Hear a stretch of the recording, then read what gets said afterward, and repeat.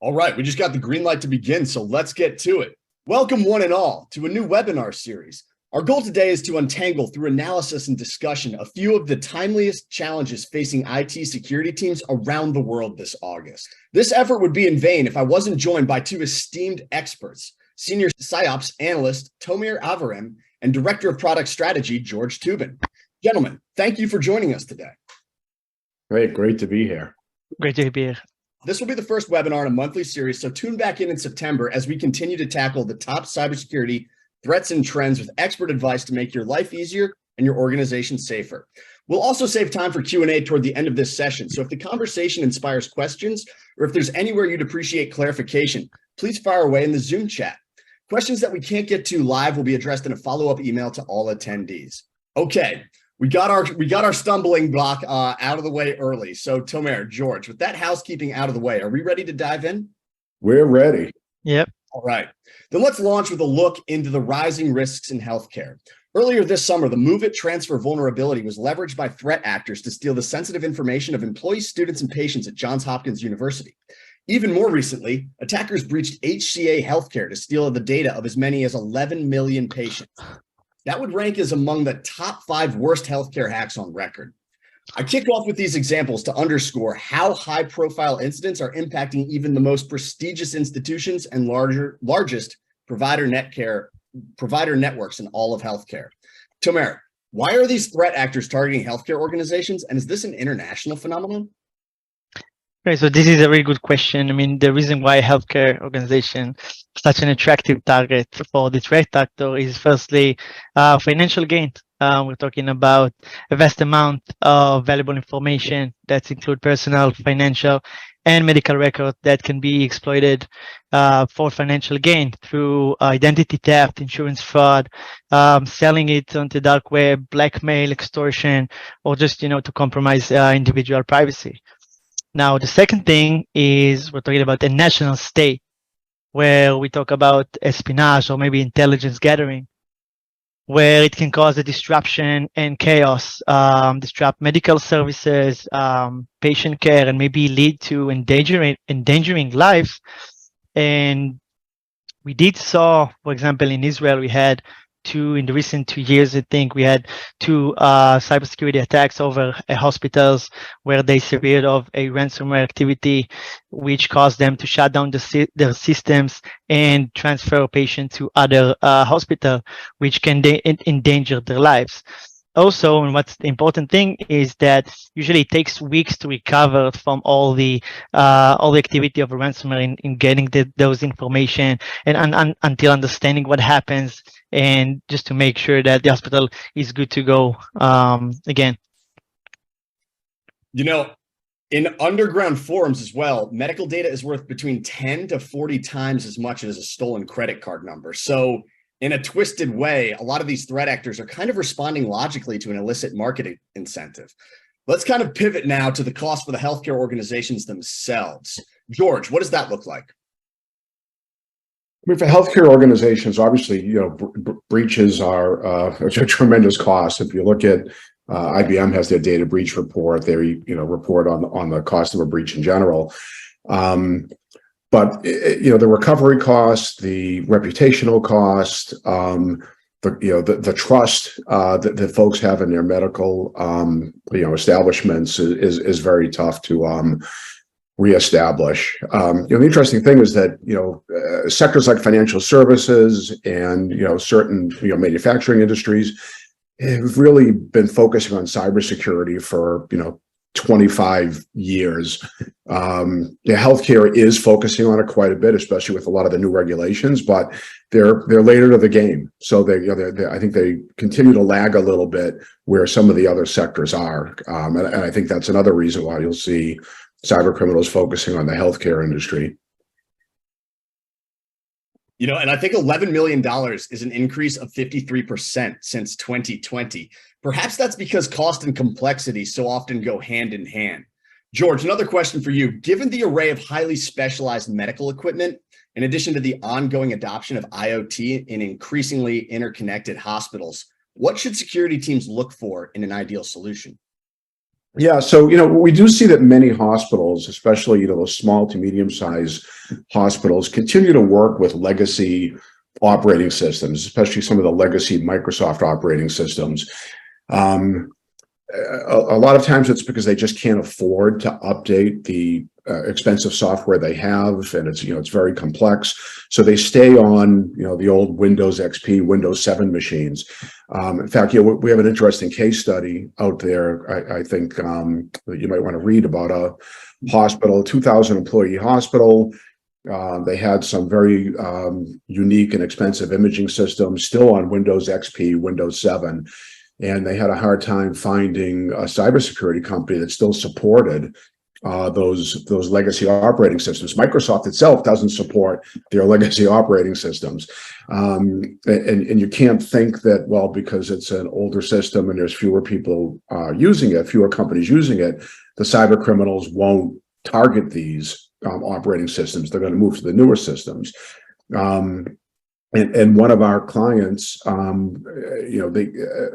again, a hospital with 2,000 employees, they used the USB token for authentication, but then they partitioned it so that doctors could download and upload image files, that they could look at, at home or from other places.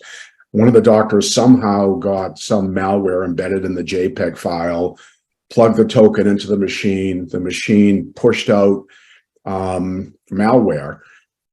Fortunately, the Signet agent detected it and stalked it and blocked it. But if the hospital didn't have the right protections on that machine, they would have certainly been infected. So I think the point is don't think your legacy systems are safe. Make sure whoever your provider is, that they do offer up-to-date protections for your legacy systems. Sage advice. After that encouraging anecdote, let's advance to our next topic.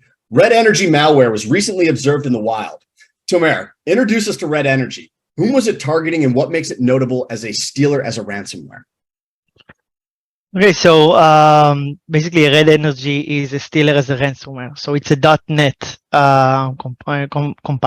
compilation that able to steal sensitive information and also simultaneously encrypt the entire host by using a ransomware and encrypting, sending a ransomware note. It mainly focused on energy utilities such as oil, gas, telecommunication, and machinery sector right now in Brazil and the Philippines. But what is more interesting about that, it disguised itself to a genuine browser update such as Chrome, Microsoft Edge, Firefox, Opera, and so on. And the initial access is by LinkedIn pages, where it redirects user to malicious website, making them to think that they are downloading the actual update. And once the malware is being executed, it connects to a C2, a command and control, perform a persistence, and then store all the information and encrypt the entire computer. That's scary stuff, especially since it launches on social media, which is really ubiquitous in today's media diet. George, let's say you're on a security team that is protected by Signet. Describe what you would experience if your system was the target of a Red Energy intrusion. You really don't experience much. You'll see that the threats are detected, the threats are remediated within the platform. Sometimes when something like Red Energy comes out, we'll actually send a note out to our clients to say, hey, just want to let you know, you may be reading about this out there in social media. Just want to let you know that we have you covered. We have folks like Tomer that are literally spending 24/7 to be on top of this stuff and ensure that our protections are in place for things like Red Energy. And typically our clients really don't have to worry about this stuff.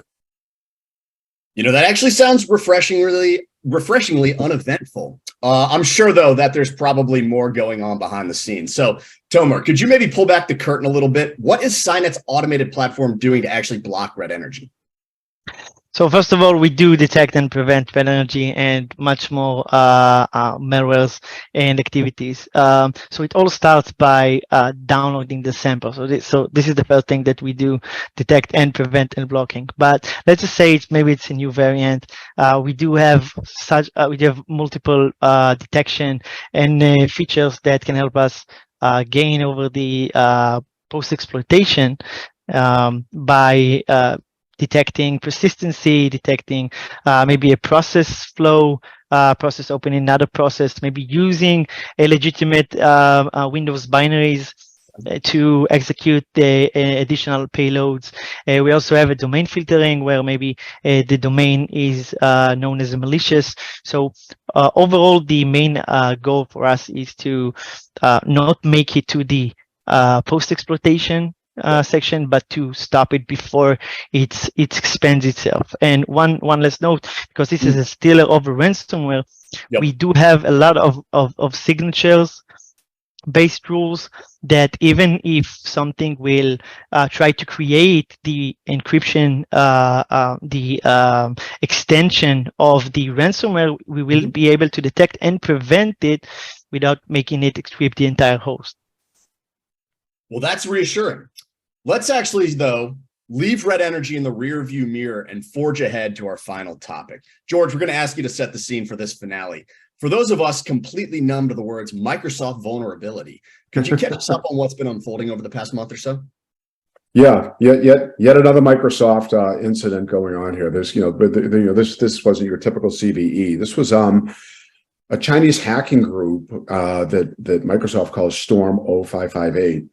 Actually acquired Microsoft private encryption, a Microsoft private encryption key, and they used it to forge access tokens to get access, or to get Outlook web access, as well as Outlook.com. And it likely also gave them access to Azure Active Directory applications like SharePoint, Teams, OneDrive, and so forth. So this group actually got access to emails for 25 different US government organizations that we know of. We don't know what else. Like, for example, the Commerce Secretary, Gina Raimondo, US Ambassador to China, Assistant Secretary of State. And just yesterday, it was reported that Don Bacon, a congressman out of Nebraska, also had his emails hacked by Storm 0558. The attack was detected, it was blocked, the encryption keys revoked, access to Outlook was revoked.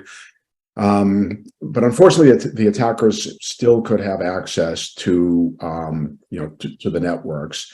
They may have created other backdoors or done other stuff, and they could be existing persistently within the network. So that's all being investigated right now. I want to circle back on that last point about the potential for persistence, but clearly this was a very well orchestrated effort. Tomer, I know it's difficult, obviously, to diagnose specific details with such limited information, but how might this encryption key have been stolen in the first place? So this is a good question, and we need to think about, first of all, how can I authenticate, and what is the procedure between the authentication of Microsoft and the application itself. So if a user initiates an authentication to a application or a service by Microsoft, it generates basically two keys. So it generates a public key and then a private key. So the private key remains stored into the consumer side, and then the public key is used later for verification. Once you send the request to authenticate, the server sends back some kind of challenge of a value. This is where the private key goes in hand, where it sends back the answer of that value, and then it uses the private key for verification and, of course, grant access to the application. Now, the funny thing is that if an attacker or a threat actor can get his hands on the private key, he can forge then later the token into getting access to all the application in that impacted application or service. So what happened here, exactly as George mentioned, it's not only applied to the exchange, it also applied to the Azure AD, which gives a lot of resources and a lot of applications that use the threat actor to gain sensitive information, and we still don't know how the private key got stolen, but I think it will take us some time to understand how many organizations got impacted by that. Time will tell, and it's interesting to hear one kind of theory for how this spiral could have initiated. And among the most worrying aspects of that timeline that George summarized has got to be the lingering uncertainty about what could have taken place between the time of disclosure and the time of the eventual patch. Tomer, we're going to stick with you. In your experience, how could a threat actor use that time to maintain persistence or even build new backdoors in target systems? So there are a lot of ways to create persistence or persistency into the host. So the first thing is maybe a domain persistence. I mean, the first thing that a threat actor, after the reconnaissance stage, he wants to create or add an account into the domain, the administrator domain. And once he get that control over the Active Directory, the domain controller, he is able to create the persistence by always getting back and perform those actions without the organization to know about. Now, the second thing is Trojan. I mean, downloading a legitimate or a malicious so-called that disguises itself to a malicious to a legitimate application, and then in the back end, it's creating a backdoor or adding some spyware that monitor over your activity if it's a keystrokes, or monitor over the cookies, the hash, and so forth. We also have root keys or kernel level persistence, backdoors, registry manipulation. I can change in the registry a lot of keys like the start once or the starter folder. And also we left behind all the injections, so the DLL injection, the hooking, and this is more of a complex way when talking about injections, because this is something that we have a lot of injection like p-file, process following and stuff like that, basically it's really hard to detect. And I think that in that case, I think that Cynet, this is the added value of Cynet, it can really detect those injection, registry manipulation. Not even the smallest thing like Trojan or even the domain control. Yeah. Something to keep an eye on. And it'll be interesting to see where all this dust settles as we learn more about this particular state-sponsored campaign. Like George said, new disclosures coming out as recently as yesterday. So with that scene set, are there any final key takeaways that you'd like to hammer home before we segue to the Q&A? I mean, the one thing that I'll say is, it's interesting that we continuously react and talk about latest vulnerabilities, CVEs and encryption keys, and it feels like sometimes cybersecurity is just a continuous game of whack-a-mole. And if you're a very large organization and you could put some folks out there to constantly be monitoring for this stuff, making sure protections are in place, so be it. That's great. But many mid-sized, smaller organizations just don't have the bandwidth and the deep cybersecurity expertise of, somebody like Tomer or other folks on our PsyOps team have. You just can't continuously track and respond to these. I highly encourage these folks to look at, some MDR service or maybe a very strong MSSP service that has folks like Tomer in the background that are, watching for this stuff every minute, and making sure that protections are in place for you. So it's something that you don't have to do. And also that you have the type of protections that, oftentimes do detect and block even some new techniques and approaches, versus those that have to be continuously adjusted every time something new comes out. Yeah, and another thing that I want to add up is I want to bring the attention of the social engineering. I think that this subject is such an important one because everything starts by, or 90% of the attacks start by social engineering. It could be a phishing, could be a linking, SMS, a false, maybe a voice, someone who calls you over the phone, who gives you details, and it really relates to all the activities that we've talked about, because there could be a way that it all started by social engineering type of thing. So it's really important to be aware of what we do and always suspect the things that we do. I just one follow-up for that. I couldn't agree more. But I think we've been talking about educating employees for the last 25 years, all kinds of programs, all kinds of education, all kinds of things. But one thing is for certain, I promise you, your employees will do the wrong thing. You'll do the wrong thing sometimes. So keep it up. You have to do that, but realize that you really have to have automated, very strong technology in the background as well. And I think the two of those together put you in the best security posture. Definitely. Yep. Tomer, sorry to cut you off. No. I was agreeing with George. I mean, we gotta have some kind of security vendor that helps us and protects, because we cannot always keep on track on our employees and what do we do, and maybe it could happen to everyone. The threat actors are going to continue to look for any way in. That means you need holistic protection. But I've got to say, gentlemen, bravo. That was an utter tour de force. I saw a couple questions roll in over the course of the conversation, so let's close those loops. Let me see here. I think first up we've got, are there any other notable ransomware observed in the wild? And how is Cynet helping to detect and respond to these threats? So there are a lot of ransomware that's out of the wild, but I can mention my favorite one, which is the Lockbit. A Lockbit is basically a ransomware as a service. So you basically lease out the ransomware from the developer, and then you spread it and uses it. Since 2020, we had 3 main releases. We have the Lockbit 1, 2, and 3, and I think in the past couple of 1 year or so, I think the Lockbit 3 builder was leaked out.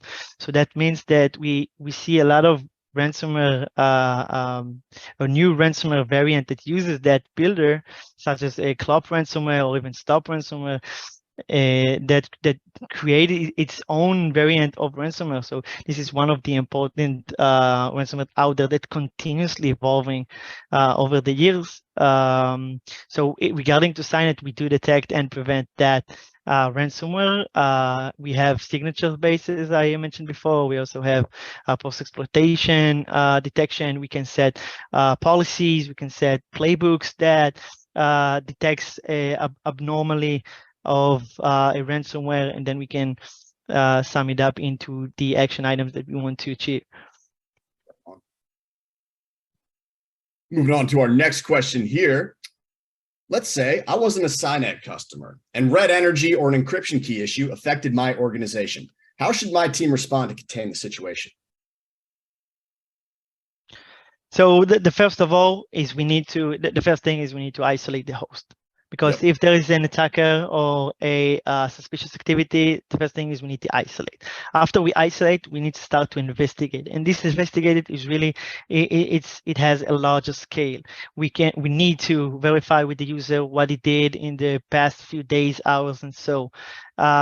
We need some kind of a CLM tool that gives us additional, maybe a firewall logs to see the initial access, because this is the first thing that we want to see if it comes from a vulnerable application. Maybe it's a compromised user, a brute force attack. And then once we find out, we need to see what are the impact that situation, if it's a red energy, if it's left any artifacts behind, if it's maybe had another variant inside of the starter folder, maybe it has some kind of script that is running by the schedule task registry and so on. But because of the red energy is still as a ransomware, once it's encrypted and we didn't set up a backup, so there isn't much we can do. So the most important thing when it comes to ransomware is to not to shut down the host. Okay, because most of the time when you see a ransomware activity, you just want to shut down the host and everything will go away. But that could disrupt the encryption. So if you want to restore, maybe you give up and you want to which you don't want to do it. But if you want to pay for the ransomware and you shut down the host, there could be a situation where it just won't function, won't work. And the second thing is you can lose valuable artifacts or information inside of the memory that makes the IR team, it makes their job much difficult, right? You can see how that would be the case. Well, gentlemen, that's a wrap for this August edition of our Threat Intel discussions. Tomer, George, thanks again for shedding light on emerging opportunities to reduce risk for our audience's organizations. As a reminder, this webinar series will be back in September. We're going to have more expert analysis and advice to help you and your team navigate new threats. Until then, thank you for watching. Stay secure. Thank you very much. Thanks.